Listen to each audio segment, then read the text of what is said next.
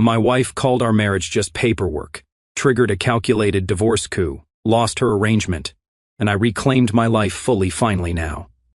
You know what they say about marriage being sacred, right? Well, my wife had a completely different take on that. Let me tell you exactly what happened the night she decided to share her real thoughts about our union. It was our 5th wedding anniversary. I had planned everything perfectly, dinner reservations at the same restaurant where I proposed, flowers delivered to our table, even had the waiter bring out a small cake with a candle. I was feeling sentimental, thinking about how far we'd come together, all the memories we'd built. She seemed distracted throughout dinner, checking her phone more than usual, giving short responses to my attempts at conversation. But I figured she was just tired from work. That's what I told myself anyway. After we finished eating, I reached across the table and took her hand. "You know what would be amazing?" I said, genuinely excited about the idea that had been growing in my mind. "We should renew our vows next year for our 6th anniversary. Maybe do a small ceremony with just close family and friends."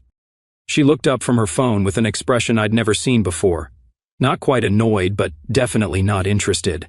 She set her phone down slowly and gave me a look like I'd just suggested we join a circus. "Seriously," she said, her tone immediately putting me on edge. "Why would we waste money on that?" I was confused. Waste money? It's about celebrating us, celebrating what we've built together. That's when she said it, the words that would replay in my head for weeks afterward. "Look, marriage is just paperwork. It's a legal contract. We already signed the papers 5 years ago. What's the point of doing some fake ceremony to pretend it means more than it actually does?" I felt like someone had just thrown cold water on me. "Fake ceremony? Are you serious right now?" She shrugged, like she was discussing the weather. "I'm being realistic. All that romantic stuff is just for show. We have a legal arrangement that benefits both of us financially and practically. That's what marriage actually is in the real world." I sat there staring at her, trying to process what I was hearing. This woman I had shared a bed with for 5 years, whom I had supported through job changes and family drama, with whom I had built a life, was telling me our marriage was nothing more than a business transaction. "Benefits us financially," I repeated slowly. "Is that really how you see this? How you see us?" "Don't be so dramatic," she said, picking up her phone again. "I'm just being honest about what marriage actually is. It's a practical arrangement, 2 people sharing expenses, sharing responsibilities, getting tax benefits. All that soulmate nonsense is just marketing from the wedding industry." The waiter approached to ask if we needed anything else, and I found myself staring at him like he was speaking a foreign language. My wife answered for both of us, declining dessert and asking for the check as if nothing significant had just happened. "Can we just go home?" she said, not really asking. "I have an early meeting tomorrow." During the drive home, the silence in the car was suffocating. Every few minutes I'd glance over at her, expecting her to say something, anything, to explain what had just happened. Maybe she was having a bad day. Maybe she didn't mean it the way it sounded. But she just sat there scrolling through her phone, completely unbothered by the bomb she dropped on our anniversary dinner. When we got home, she went straight to the bedroom to change, talking casually about her schedule for the next day, like we'd just discussed the weather over dinner. I stood in our living room looking around at all the photos on the walls, the furniture we'd picked out together, the life we had supposedly built as partners. But suddenly everything felt different, like I was seeing it all through new eyes. Was this really how she had always felt? Had I been living in some fantasy while she saw our entire relationship as nothing more than a convenient arrangement? How long had she been thinking this way? That night, as she fell asleep next to me like nothing had happened, I lay awake staring at the ceiling. Her words kept echoing in my mind. Marriage is just paperwork, a practical arrangement, tax benefits. I'd always believed marriage was about love, commitment, partnership, building something meaningful together. But apparently, I had been the only one in this marriage who felt that way. As I listened to her breathing beside me, I realized something had fundamentally shifted. Not just in how I saw our marriage, but in how I saw her. The woman I thought I knew, the woman I thought I had married, might have been an illusion all along. And if marriage really was just paperwork to her, then maybe it was time I started treating it that way too. But not in the way she expected. The next few days after our anniversary dinner were strange. She acted like nothing had happened, going about her normal routine, chatting about work, gossip, and weekend plans. But I couldn't shake what she'd said. It was like a splinter in my mind that kept getting deeper. I started paying attention to things I'd never noticed before. The way she talked about other couples, the way she discussed money, the way she reacted when friends announced engagements or divorces. It was like I'd been watching a movie my whole marriage, and someone had just handed me the subtitles. 3 days after our anniversary, I was working from home when she called from her office. "Can you transfer some money from savings to checking?" she asked. "I want to buy that new handbag I showed you." "How much?" I asked, pulling up our bank account. $800. It's an investment piece. An investment piece. Everything was transactional with her. Even her purchases were calculated moves in some game I didn't know we were playing. That evening, while she was in the shower, I did something I'd never done before. I looked through her phone. I know how that sounds, but I needed to understand if what she'd said was really how she felt, or if it was just a bad moment. What I found was worse than I expected. There was a group chat with her college friends from 3 weeks ago. One of them had posted about her husband surprising her with a weekend getaway for their anniversary. The responses were what you'd expect. Lots of heart emojis and so sweet comments. But my wife's response was different. "Honestly, I don't get why guys do all that romantic stuff. Like, we're already married. The deal is done. Save the money for something useful." Another friend had responded, "Girl, you're so practical, but don't you think it's nice when they make an effort?" My wife wrote back, "I mean, it's fine, I guess, but at the end of the day, marriage is about stability and shared resources. All that lovey-dovey stuff is just extra." I kept scrolling. There was another conversation from last month where a friend was complaining about her boyfriend not wanting to get married. My wife had written, "Just be patient. Most guys eventually realize marriage makes financial sense. Shared expenses, tax benefits. It's basically a business partnership with better legal protections. Business partnership, legal protections." I felt like I was reading about a corporate merger, not a marriage. But the worst part came next. Her friend asked, "But what about love? Don't you want to marry someone because you can't imagine life without them?" And my wife responded, "That's Hollywood nonsense. Smart women marry for security and stability. The butterfly feelings don't pay the mortgage." I put her phone back exactly where I found it and sat on the edge of our bed, trying to process what I'd just read. 5 years of marriage, and I was finding out that to her, I was essentially a business partner with benefits. The next day, I decided to test something. During dinner, I brought up a story about a CO worker whose wife had left him. "That's rough," I said. They seemed happy. She barely looked up from her food. "Was she working?" "What do you mean? Was she financially independent?" "Because if she wasn't, leaving doesn't make much sense unless she found someone with more money." "Maybe she just wasn't happy," I suggested. She gave me that look again, the same one from our anniversary dinner. Happiness is temporary. Financial stability isn't. Smart women understand that.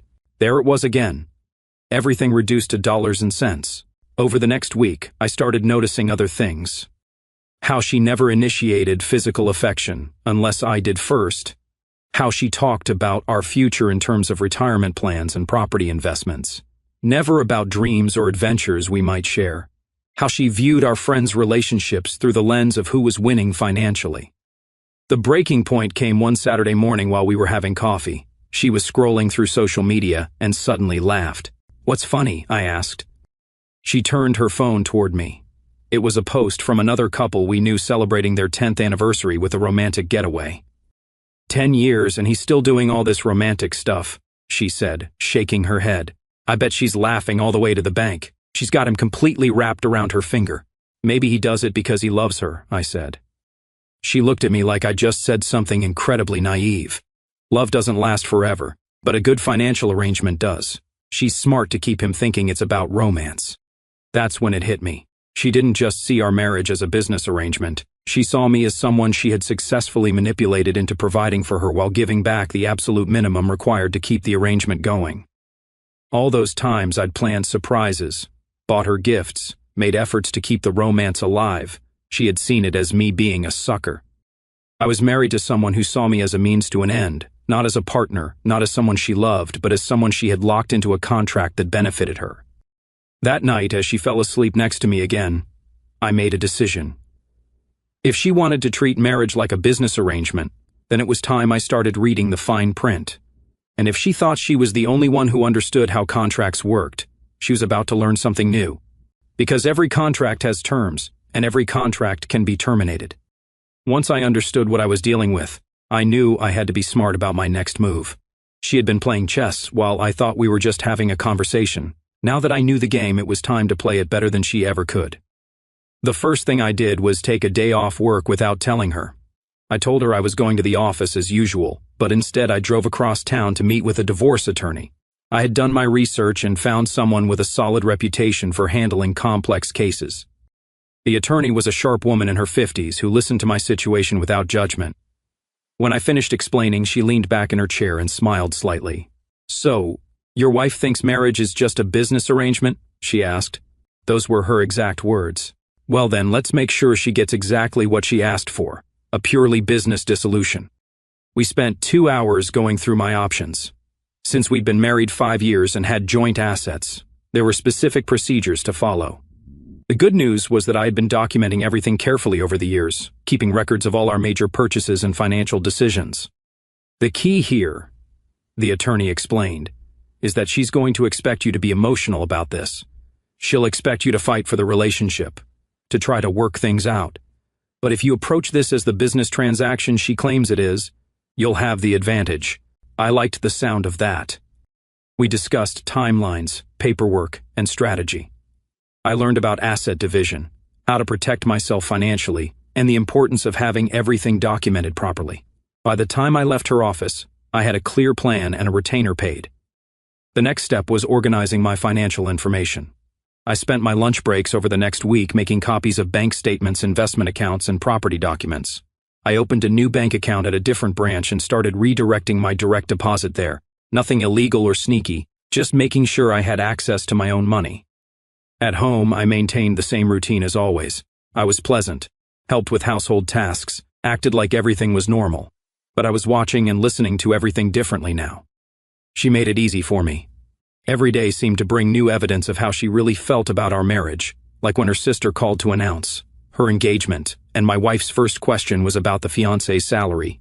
Or when we were watching a movie, and a couple on screen had a romantic moment and she rolled her eyes and said, "Nobody actually acts like that in real life." 2 weeks into my preparation, we were at a dinner party with friends when the topic of marriage came up. One of the guys was talking about how he still gets excited to see his wife come home from work after 8 years. "That's sweet," one of the other wives said. My wife laughed. "That's called the honeymoon phase. It wears off. Then you realize you're just roommates who share a bank account." The whole table went quiet for a moment. Everyone seemed uncomfortable except her. She didn't even realize she had just insulted every marriage in the room. "I don't know," another friend said. "I still feel that way about my husband. We're partners in everything." "Partners?" "Exactly," my wife said, missing the point entirely. "It's a partnership arrangement, 2 people working together for mutual benefit." I watched the faces around the table.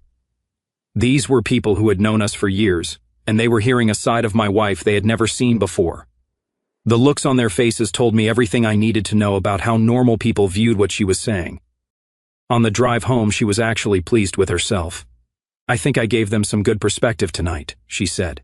"Too many people have unrealistic expectations about marriage." "Unrealistic how?" I asked. "All that soulmate garbage. Marriage is about compatibility and shared goals, not fairy tale romance." Shared goals. I almost laughed. Her goals were financial security and convenience. My goals had been love, partnership, and building a life together. We couldn't have been more incompatible if we tried. The following week, I had another meeting with my attorney to finalize the paperwork. Everything was ready, the divorce petition was prepared, the asset division calculated according to state law, and the timeline set. "Are you sure about this?" she asked me. "Once you serve these papers, there's no taking it back." "I'm sure," I said. "She's made it clear she sees this as a business arrangement. Time to handle it like one. When do you want to serve them?" I thought about it. I want to do it myself, at home. I want to see her face when she realizes I understand the game she's been playing. The attorney nodded approvingly. "Just make sure you have a witness or record the conversation. You'll want documentation of her reaction." That night, I sat in my car in our driveway for 10 minutes before going inside. Tomorrow was the day. I had everything prepared, all the paperwork organized, all my ducks in a row. She thought she was the smart one in this marriage, the one who understood how things really worked. She was about to find out that underestimating your business partner is a costly mistake. When I walked into the house, she was sitting on the couch watching TV, completely oblivious to what was coming. She looked up and smiled, the same smile she'd been giving me for 5 years. The smile I now realized was just part of her performance. "How was your day?" she asked. "Productive," I said. "Very productive." Tomorrow she would find out exactly how productive it had been. The next morning started like any other. She was getting ready for work, talking about her meetings, complaining about her boss. I sat at the kitchen table with my coffee, watching her go through her routine, knowing this would be the last normal morning we'd ever have. "I'll be home around 6, she said, grabbing her purse. "Can you pick up groceries? We're out of those crackers I like." "Sure," I said. "Actually, can you come home a little early today? Around 5? I have something important I want to discuss with you." She paused at the door. "What kind of important?" "Just some paperwork we need to go over together." She shrugged. "Fine, but make it quick. I want to catch up on that show we've been watching." After she left, I spent the morning making final preparations. I organized all the documents in a folder, made copies of everything, and set up my phone to record our conversation. My attorney had advised documenting everything for legal purposes. At exactly 5 o'clock, I heard her car in the driveway. I was sitting at the dining room table with the folder in front of me, waiting. She walked in looking slightly annoyed. "This better be quick. Traffic was horrible, and I'm exhausted." "It won't take long," I said calmly. "Please sit down." She dropped into the chair across from me with an exaggerated sigh. "What's all this about?" I opened the folder and pulled out the first document. "Remember what you said on our anniversary about marriage being just paperwork?" "What about it?" she said, glancing at her phone. "Well, I've been thinking about that. You're absolutely right. Marriage is a legal contract, a business arrangement between two parties. And like any business arrangement, when one party isn't satisfied with the terms, they have options." She looked up from her phone, finally giving me her full attention. "What are you talking about?" I slid the document across the table to her. "I'm talking about exercising my options under the contract." She picked up the paper and her eyes widened as she read the header, "Petition for Dissolution of Marriage." She looked up at me like I had just spoken in a foreign language. "What is this?" "It's paperwork," I said simply. "You know how much you love paperwork." Her face went pale. "This is a joke, right? You're trying to make some kind of point." "No joke. You were very clear about what marriage means to you, a legal arrangement for mutual benefit. Well, I've decided this arrangement is no longer beneficial to me." She stared at the document, then back at me. "You can't be serious. You're filing for divorce because of something I said 3 weeks ago?" "I'm filing for divorce because of who you are," I said. 3 weeks ago, you just finally admitted it out loud." She put the paper down and tried to look hurt. "I can't believe you're doing this over a misunderstanding." "There's no misunderstanding. You made yourself very clear. Marriage is just paperwork, tax benefits, shared expenses, a business partnership. Those were your exact words." "I didn't mean it like that," she said, but her voice lacked conviction. I pulled out my phone and played back the recording I'd made of our anniversary dinner conversation. Her own voice filled the room. "Marriage is just paperwork. It's a legal contract. All that romantic stuff is just for show." Her face changed as she heard herself. The fake hurt disappeared, replaced by something harder. "So what? You've been spying on me?" she snapped. "I've been paying attention, something I should have done years ago." I pulled out another document. "This is the Asset Division Worksheet. Since you view this as a business arrangement, I had everything calculated according to state law, clean and simple."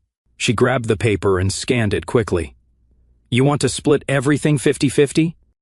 That's what the law requires for a business dissolution in this state unless there's a prenuptial agreement, which we don't have. The house will be sold and proceeds divided equally, or one of us can buy out the other's share at fair market value." She stared at the numbers, and I could see her mind racing, calculating what this would mean for her comfortable lifestyle. "This is insane," she said. "You're throwing away 5 years of marriage because you got your feelings hurt." "I'm not throwing anything away. According to you, there was nothing to throw away, just a legal arrangement that's no longer working." She tried a different approach. "Look, maybe I expressed myself badly, but we can work this out. We don't need lawyers and courts." "Actually, we do. You taught me that marriage is a legal contract. Well, contracts require legal processes to dissolve properly." She leaned forward, trying to look sincere. Can't we just talk about this? Work through whatever issues you think we have? The issue is that I thought I was married to someone who loved me. Turns out I was just in a business arrangement with someone who saw me as a convenient source of financial stability. That's not true, she said, but we both knew it was. I pulled out the final document. This is the timeline for the process. You have 30 days to respond to the petition. I've already moved my direct deposit to a new account, so you'll need to adjust your budget accordingly. You already moved your money? She looked genuinely panicked. My money? Yes. Just like you would do in any business dissolution. Protect your assets. She sat back in her chair, staring at me like she was seeing me for the first time. Who are you right now? I'm the business partner who just realized he was getting a bad deal. For a moment, neither of us said anything. Then she tried one more time. This is ridiculous. We can fix this.